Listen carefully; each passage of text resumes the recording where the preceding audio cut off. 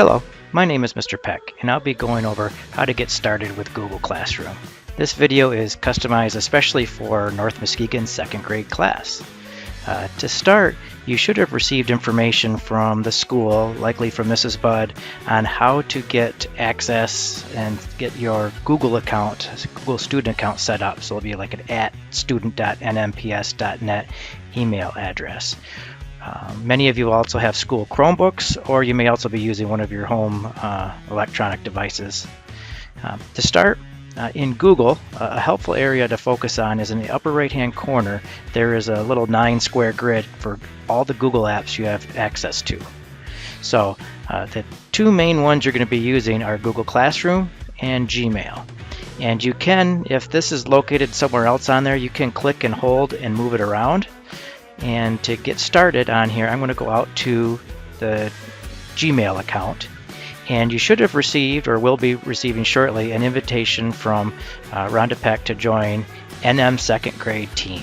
So this will be the Google Classroom, and you can open up the email and click on the join button right from within the email.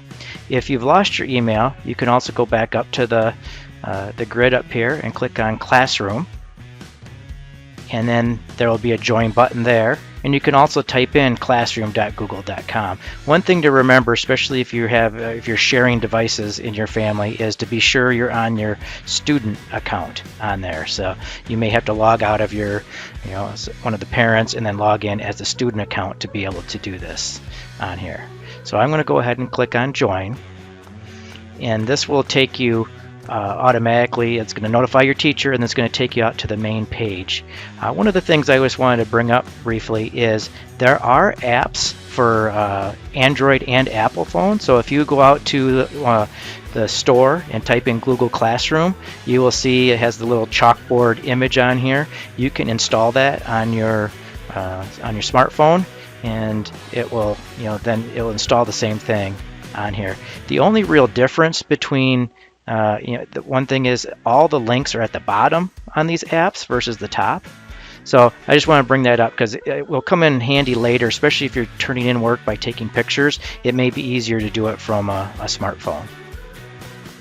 Now on the main page here, this is also called the stream page. This is basically where you will see announcements from your teachers.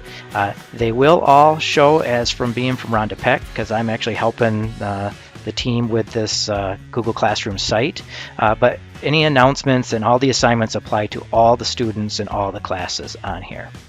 Over on the left sidebar over here is an upcoming, which shows some upcoming assignments on there. I don't recommend using this because it's just a little snippet of some of them. The main tab you'll want to go to is up here, and it's the Classworks tab. So if you click on that, you'll notice along the left sidebar you'll see some major kind of categories. So resources will have all these helpful how-to videos, and then it will also have some other material, like here's the math PDF of the math book if you don't have one at home. And then all the assignments will be set into daily categories that you can go on. And in the next video, I'll go over a little more detail on how to actually work with an assignment and turn things in. Finally, there's extras, which is basically if you get everything done, want something more to work on, the extras category has some optional things that you can work on. The final tab on here is the people tab.